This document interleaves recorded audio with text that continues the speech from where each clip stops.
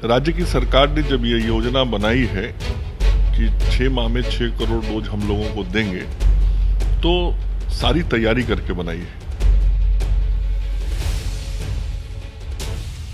तो जैसे ही टीका पहुंचता है वैसे ही हमारी क्षमता बढ़ जाती है और हम लोगों ने पूरी क्षमता विकसित कर ली है।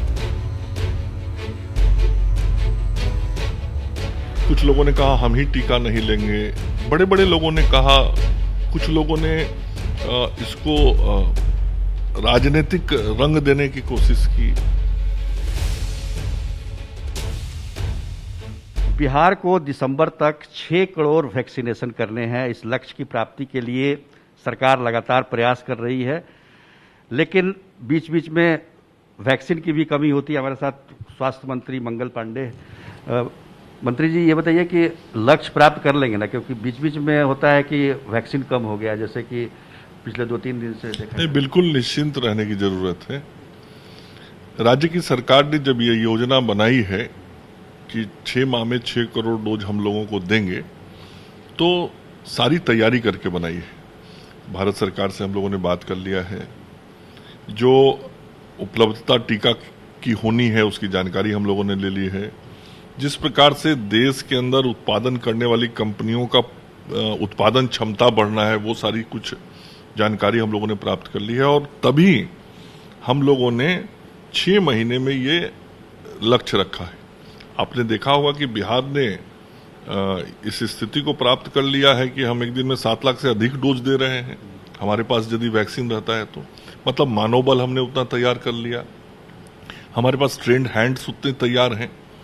तो आगे आने वाले महीनों में ये उपलब्धता लगातार बढ़ती जाएगी और हम दिसंबर के पहले इस पूरे अभियान को संपन्न कर लेंगे। जैसे अभी जून के महीने में देश के अंदर 12 करोड़ डोज वैक्सीन का उत्पादन हुआ, जुलाई के महीने में 17 करोड़ डोज का होगा, अगस्त के महीने में 19 करोड़ डोज का होगा। ऐसे ही ये बढ़ता चला जाएगा और दिसंबर के महीने में देश में 50 करोड़ से अधिक डोज एक महीने में उत्पादित होंगे। तो जितना उत्पादन होगा उसी हिसाब से सभी राज्यों को हम लोगों को टीके भी मिल रहे हैं और आप यदि मई और जून की तुलना करेंगे तो आपको दिखाई पड़ जाएगा कि मई की अपेक्षा जून में हम लोगों ने ज्यादा टीकाकरण किया। अब इस जुलाई के महीने में और बढ़ जाएगा, जैसे जैसे उत्पादन बढ़ रहा है और इसी को ध्यान में रख के पूरे कार्यक्रम को हम लोगों ने डिजाइन किया है।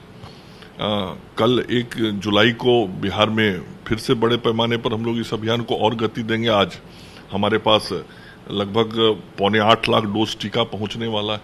तो जैसे ही टीका पहुंचता है वैसे ही हमारी क्षमता बढ़ जाती है और हम लोगों ने पूरी क्षमता विकसित कर ली है और जैसे जैसे आपूर्ति होगा हम बड़ी संख्या में लोगों को देंगे और निश्चित रूप से यह बहुत ही सोच समझ के हम लोगों ने पूरी कार्य योजना बनाई है, उसको पूरा करेंगे। लेकिन बीच बीच में ये भी आता है कई जगह देखने में कि लोग कतराते हैं, कोई बहाना बना देते हैं टीका नहीं लेने का, बीमारी है तो आदमी मर जाता है। बहुत तरह की अफवाहें चल रही हैं, उसके लिए आप लोग क्या? नहीं, देखिए, कुछ लोगों ने भ्रम फैलाने का कोशिश शुरुआती दिनों से किया इस देश में। कुछ लोगों ने कहा हम ही टीका नहीं लेंगे, बड़े बड़े लोगों ने कहा, कुछ लोगों ने इसको राजनीतिक रंग देने की कोशिश की। लेकिन हम सब लोगों ने समाज के सभी लोगों का, सभी वर्गों का सहयोग लेके लोगों को टीकाकृत करने के अभियान को आगे बढ़ाया और आपने देखा होगा इसी रविवार को मन की बात में आदरणीय प्रधानमंत्री जी ने सुदूर ग्रामीण क्षेत्र में रहने वाले लोगों से, आदिवासी क्षेत्र के लोगों से बातचीत की और उन लोगों के मन में यदि कुछ भ्रम था तो उस भ्रम को सीधा प्रधानमंत्री जी ने दूर करने की कोशिश की। तो लगातार जो राज्य सरकार उस प्रयास को आगे बढ़ा रहा है। बिहार के अंदर भी आप देख रहे होंगे कि ये जो 6 माह 6 करोड़ डोज का अभियान हम लोगों ने चलाया है, इसके साथ साथ जागरण का भी अभियान चलाया है। हम लोग लगातार विभिन्न प्रकार के विज्ञापनों के माध्यम से, जन जागरण के कई कार्यक्रमों के माध्यम से, माइकिंग के माध्यम से, 839 टीका एक्सप्रेस के माध्यम से लोगों में जागरूकता भी पैदा कर रहे हैं और उसका असर भी आपको दिखा होगा कि बिहार के मोतिहारी जिले का बनकटवा प्रखंड पूरी तरीके से 18 वर्ष से ऊपर के जो लोग वहां रह रहे हैं उनका टीकाकरण करने में हम सफल हो गए। तो इन परिस्थितियों में भी एक प्रखंड पूरी तरीके से टीकाकृत हो गया। आगे आने वाले समय में ऐसे ही कई और प्रखंड और जिले पूरी तरीके से सैचुरेट होते चले जाएंगे। तो हम लगातार लोगों को जागरूक कर रहे हैं और लोग जागरूक भी हो रहे हैं। इसी कारण तो पहले से अब टीका लेने वालों की संख्या और भीड़ भी ज्यादा दिखाई पड़ रही है। अब तक कितना टीकाकरण हो चुका होगा, अगर कोई हम आंकड़े की बात करें? बिहार में अभी तक लगभग 1,37,00,000 डोज दिया जा चुका है और जैसा मैंने कहा आज 7.25 लाख डोज आ रहा है। उसके पहले से कुछ वैक्सीन है, तो अगले 2-3 दिनों में हम फिर 8-9 लाख आगे बढ़ जाएंगे। तो ये क्रम चलता रहेगा और अंततः जो 6 करोड़ का टारगेट है उसको हम प्राप्त करेंगे। एक ये भी बात आ रही थी कि जो वैक्सीनेशन की संख्या को लेकर, आंकड़े को लेकर कई तरह के विवाद हो रहे हैं कि पोर्टल में कुछ और आ रहा है, सरकार कुछ और बोल रही है। ये कहाँ से हो रहा है? ये अपने से कोई भ्रम पैदा कर ले तो अलग बात है। कोविन पोर्टल है और उस पोर्टल पे डाटा दिया हुआ है। देश के सभी राज्यों का डेटा उस पे रहता है कि किस राज्य में कितना टीकाकरण हुआ। तो बिहार में भी जो टीकाकरण हो रहा है वो हमारे कोविन पोर्टल पे रहता है। ऐसा कुछ नहीं है कि कोई बैकलॉग या कोई सरकार ने इस तरह का आदेश दिया हो कि 30 जून तक कुछ ये करना? नहीं, जो भी हमारा टीकाकरण होता है वो टीकाकरण कोविन पोर्टल पे अपलोड होता है और आप कोविन पोर्टल पे देखेंगे तो आपको पता लग जाएगा कि प्रतिदिन क्या टीकाकृत हो रहे हैं लोग और कितनी संख्या बढ़ रही है। एक हम आखिरी सवाल ये जानना चाहिए, थोड़ा पॉलिटिकल भी है। आपने कहा कि बहुत लोगों ने अफवाह फैलाया। आप आज ही की बात करें, आपकी सबसे बड़ी जो पार्टी है यहाँ विपक्ष की, आरजेडी के जो नेता हैं तेजस्वी यादव ने कहा कि वो आखिरी व्यक्ति होंगे वैक्सीन लेने। हालांकि वो अपने पार्टी के नेताओं को कह रहे हैं कि वैक्सीन आप लीजिए, लेकिन वो आखिरी व्यक्ति होंगे, उस पर क्या कहें? देखिए, मैं उनको कैसे मानूं कि वो जिम्मेवारी के साथ सब काम करते हैं। बिहार की जनता ने एक बार नहीं कई बार देख लिया कि जब भी समस्या या संकट का समय आता है या जब लोगों को यह आवश्यकता होती है कि समाज का नेतृत्व करने वाला व्यक्ति उसके बीच में रहकर सही बात कहे, तो वह दिखाई नहीं पड़ते हैं। आप मीडिया के मित्र उनको खोजते रह जाते हैं, वो आप लोगों की भी नजर से ओझल हो जाते हैं। तो जो व्यक्ति समस्या और संकट के समय लोगों की नजरों से ओझल हो जाता हो, लोग उनके विचारों को भी ओझल कर देते हैं।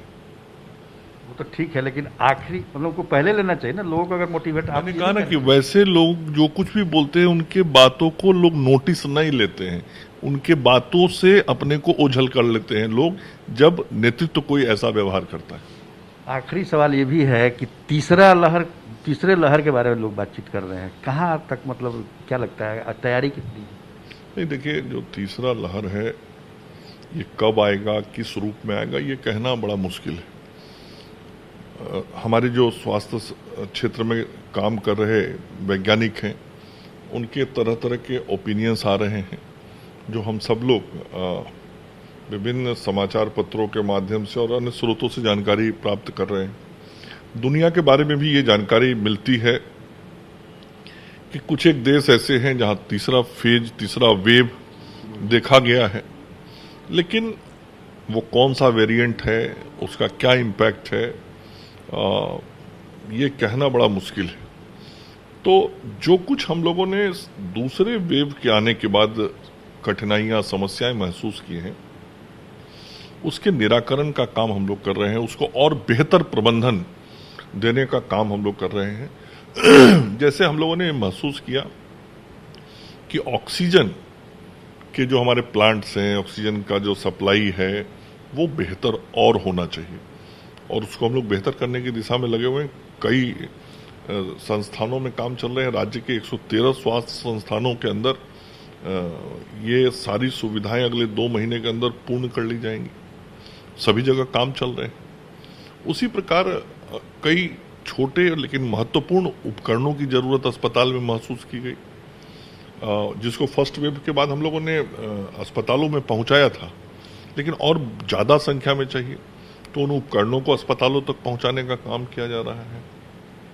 इसके अलावा स्वास्थ्य सेवा के क्षेत्र में बढ़े हुए मानव बल की आवश्यकता महसूस की गई और चिकित्सक से लेकर ड्रेसर तक की, और कई पैरामेडिकल स्टाफ्स की जरूरत महसूस की गई।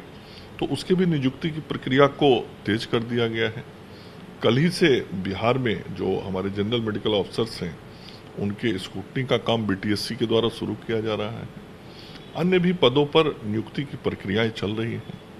तो ये सारे काम शीघ्र करने के लिए विभाग तत्परता से काम कर रहा है, ताकि आगे कोई ऐसी चुनौती यदि आती है तो हम और बेहतर तरीके से उसकी सामना कर सकें।